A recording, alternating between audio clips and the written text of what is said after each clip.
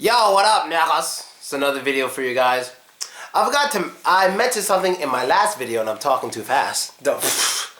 Because I'm talking too fast. But I want to mention, I was like, oh man, people been trying to kill me all my life. No, it's not all my life. I'm going to give the story of the crips who wanted to kill me. And let you know how the EHC, my crew, how we formed or whatever. Alright, so basically, I don't think I told the story before, no. So basically, this was during high school years. My first year of high school, I went to Erasmus Hall High School. Bad high school. Bad. That shit made me lose.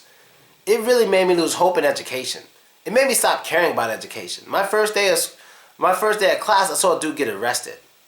I didn't like that school at all. I didn't like it. I was in a gifted and talented program called the Gateway Program. That's where all the smart kids go.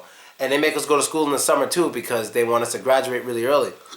Which I did go to college early. I went to college 6 months early, but it wasn't because of Gateway. It just, I hated it. I fucking hated that school. Gateway didn't matter.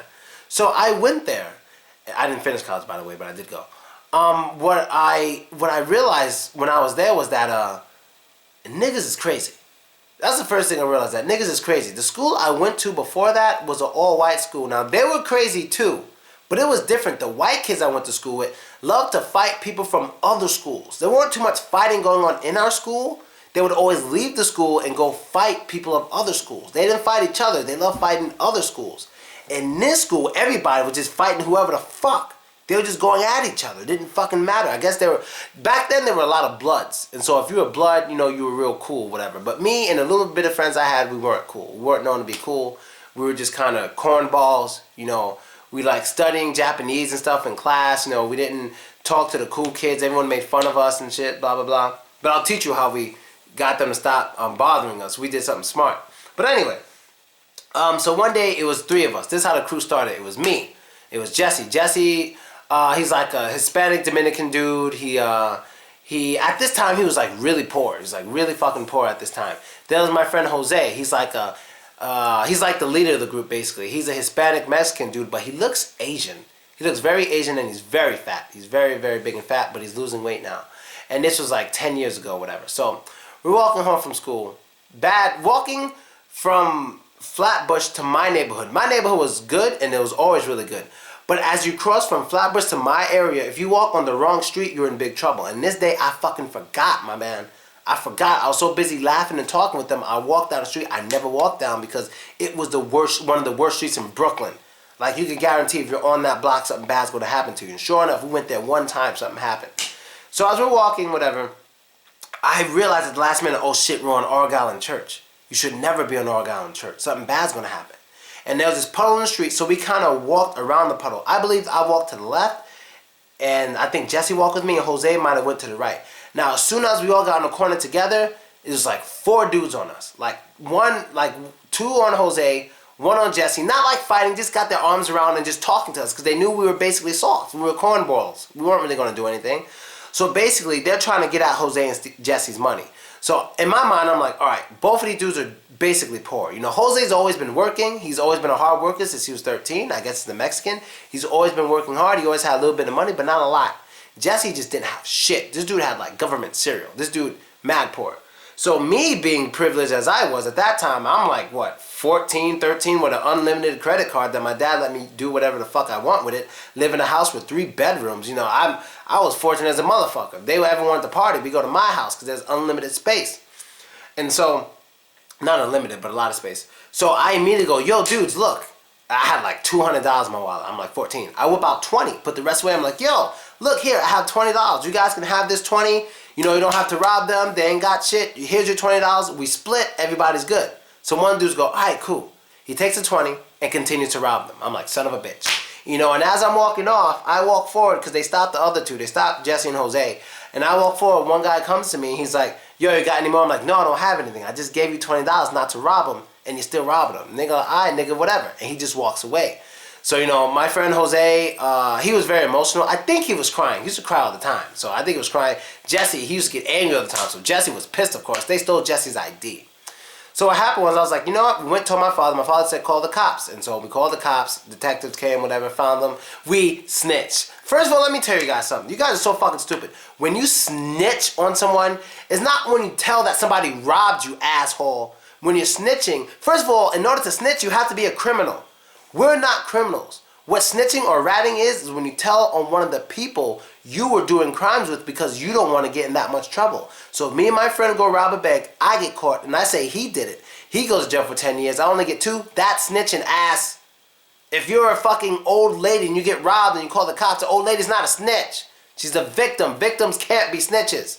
They're victims unless they're involved in some sort of crime, you know, themselves. Even victims, like if you're one dude in the mafia and you know another dude's in the mafia, his mafia comes fuck you up, you call the cops. That's kind of snitching because you understand the code of the streets. We don't live by the code of the streets, so it's not snitching, ass faces. So anyway, we go to detective. We have to go to court. So I remember we decided to hide Jose's identity because you know he can't handle this kind of stuff. So we agreed to hide his identity. Jesse will go as I was a witness. Jesse was whatever. He was prosecutor. I don't know what you want to call it. And he did his thing. I did my thing. We both pointed out the younger brother, whatever. And the older brother didn't do it, but they looked just alike. We pointed out the younger brother, and so he goes to jail, whatever. So a few months go by. Older brother. He's much more dangerous than the other younger brother. They're all Crips. He approaches Jesse one day, and Jesse comes and tells me about it. Then he approaches me one day. I tell Jesse about it. They go inside Jose's pizza shop, take his pizza and shit without paying for it, whatever. So they're basically on us, whatever.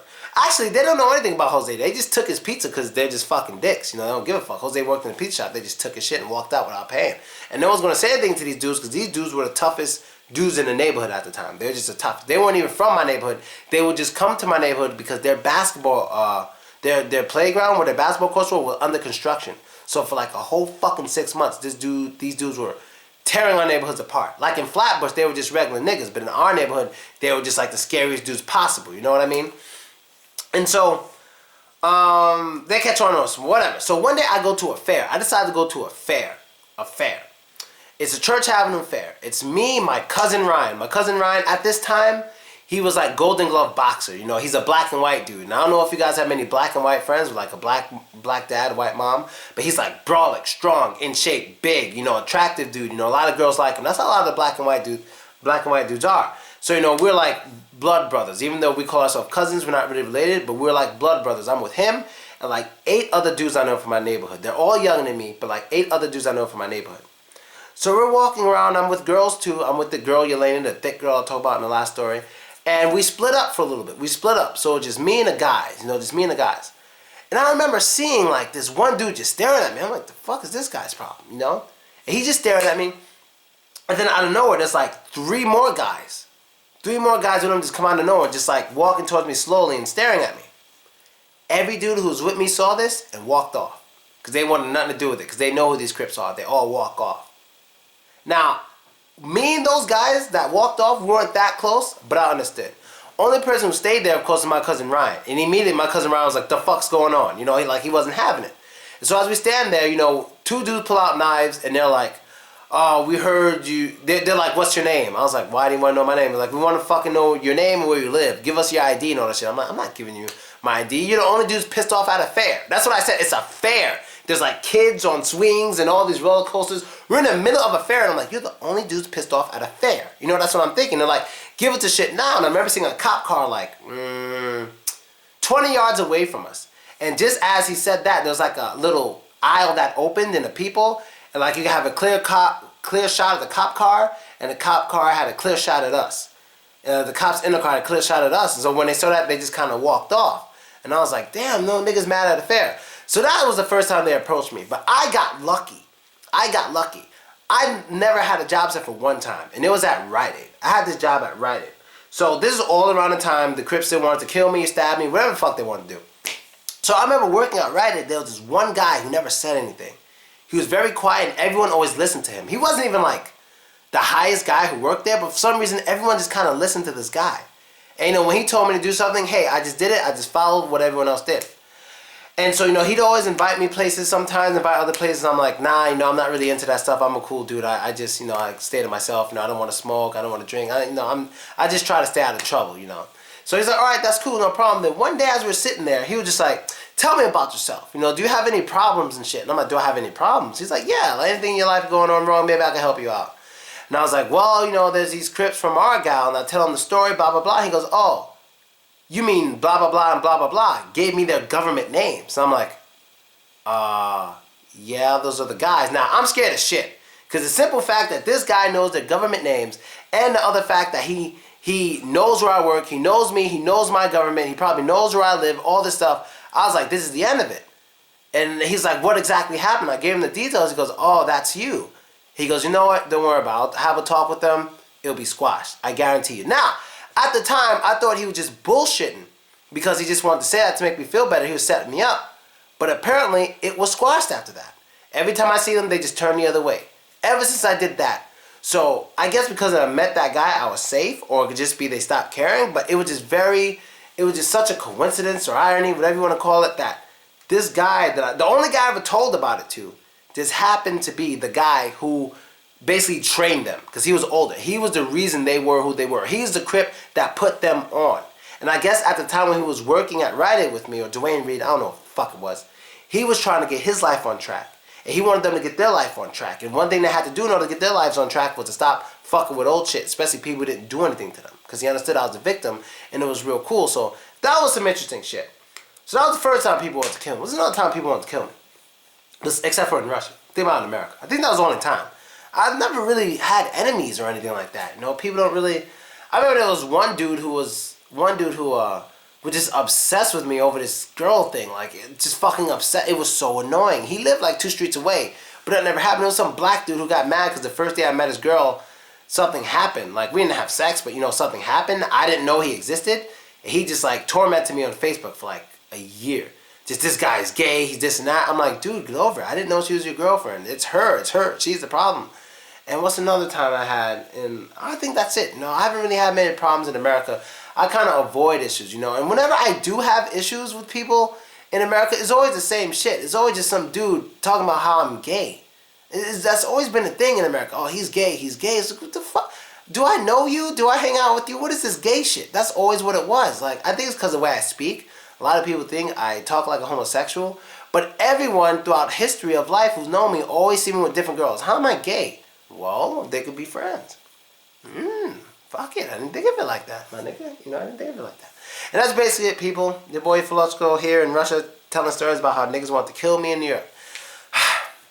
Later.